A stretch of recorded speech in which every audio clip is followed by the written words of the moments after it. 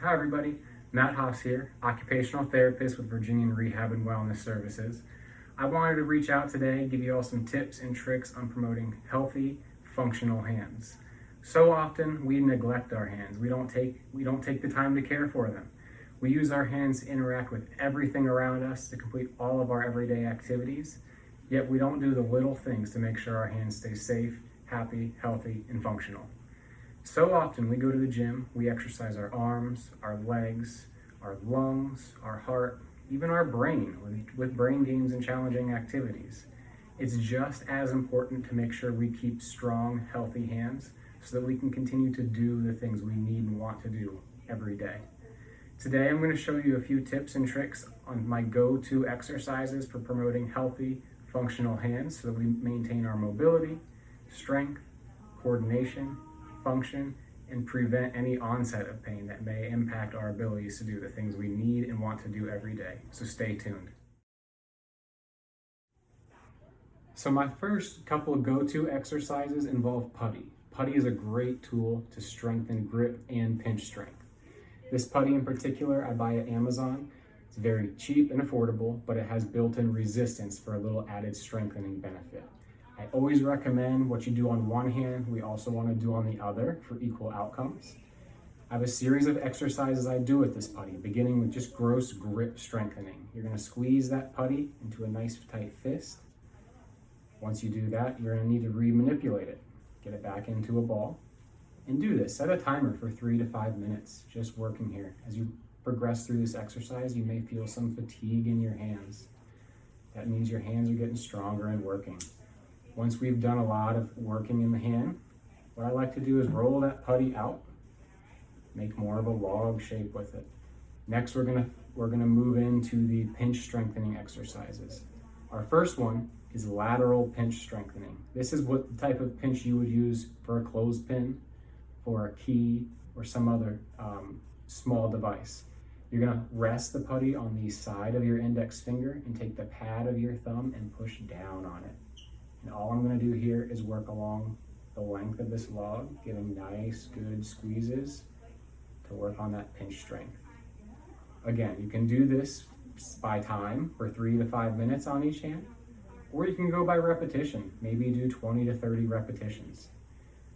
This can promote strong intrinsic hand strength so that you have functional pinch strength to do those small activities of everyday life. Once you make your way through there, we remold the putty, and we do our last pinch strengthening exercise. This is a more fine motor pinch exercise where we take the pads of our thumb and index finger and we pinch down. Think of what you would do if you were making a pie crust. Pinching down, same thing for 3 to 5 minutes or for 20 to 30 repetitions. As you progress through these exercises, you're going to feel a little fatigue. You're going to feel those small muscles within your fingers and hand working. It's a great exercise to promote function and overall quality of life to do those fine motor activities. My next exercise targets the thumb.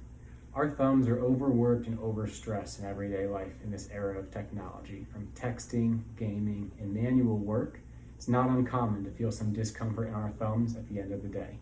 This next exercise, all I recommend is having a tennis ball, lacrosse ball, or any other ball that fits nicely into the palm of your hand. Often, with overworking our thumbs, we feel some discomfort down here at the base of our thumb. That's the thumb where we get a lot of our mobility from, right down here. So a great exercise to strengthen that joint and the muscles that support it is to take a ball. You want a nice C shape between your index finger and thumb through there, with a good bend at the tip joint of your thumb and down here as you approach the web space. What I'm going to have us do is squeeze the ball, hard squeeze for 5 seconds. 1, 2, 3, 4, 5, and relax. I'm going to have you repeat that 10 to 20 times. As you do that, you should feel the pad of your thumb here really clenching and activating. There's a big muscle in there that helps give us that support and function to minimize pain we feel on a day-to-day basis while maximizing the support and ability our thumbs can provide us. My next exercise targets the muscles located on the back of the hand. So often we're worried about making a fist and having a strong functional fist, But what about the ability to open that fist? The muscles on the back of our hand are much more delicate and they give us much more fine motor control, the things we need and rely on to do the little, small, precise movements of every day. All I recommend for this activity is a rubber band. Keep in mind, the larger the rubber band or the thicker the rubber band will result in varying levels of resistance. So it's best to start with a lighter resistance, and as you progress, you can bump up the rubber band for more challenge. This rubber band goes around all 5 fingers of your hand, just at the tips of the fingers, like so. All I'm gonna have you do is open that hand up, kind of splaying the hand, and then closing it. Do this 10 to 20 times, making sure you're going smooth and controlled as you open and close. Don't let that rubber band cause your hand to collapse back in. We want to be in control the whole way. This exercise is great, again, in strengthening the muscles and tendons on the back of our hand so that we have more precision and control for our everyday tasks. I've got an exercise that targets what we call the intrinsic muscles of the hand. The intrinsic muscles of the hand are all the muscles within the palm and the back of your hand, which are critical in linking function of the fingers and hand together so our hand works as a unit. What I recommend for this is, again, taking that rubber band you have, and this time placing it around 2 fingers. If you need to double it over, feel free so that it's got more resistance.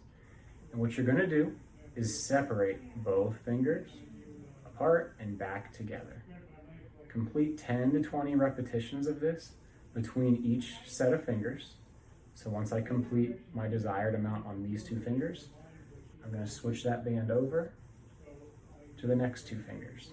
Keep in mind, our fingers often move together as a unit, so it's normal to have some of your other fingers that aren't actively being targeted still move along with this exercise. Lastly, you'll move to the last 2 fingers. And again, there's going to be some movement at all of my fingers, but what I'm targeting are the 2 fingers involved in the rubber band. If you're having a hard time getting the just right tension with the rubber band, you can also remove the rubber band, place your hand flat on a table, and use your opposite hand as a barrier to push into. So what I'm doing is taking my index finger and I'm pushing as hard as I can into my opposite hand. You can do that for each finger, working both sides, both directions, to strengthen all of the muscles on the back of the hand that connect between your tendons and muscles. Last but certainly not least, I always include tendon gliding as a go-to exercise. Tendon gliding takes your hand through a series of 5 positions that help move all the tendons of the fingers and hand through their shortest and longest positions. This promotes great mobility and smooth fluidity as your hand moves through its maximum lengths. So what you're going to do is you're going to take your hand and start it in a vertical upright position. I call this my straight position. You're going to bend it into what looks like a shelf, where your fingers are straight with a 90-degree bend at the large knuckle. From there, we come down into a flat fist. Note that my fingernails still show, so my hand is not completely closed yet. Then you're going to come up into a claw or a hook with maximum bend at the knuckles. And then you're going to roll that down into a tight clenched fist. Those are our 5 positions, going from straight, shelf, flat, hook, fist.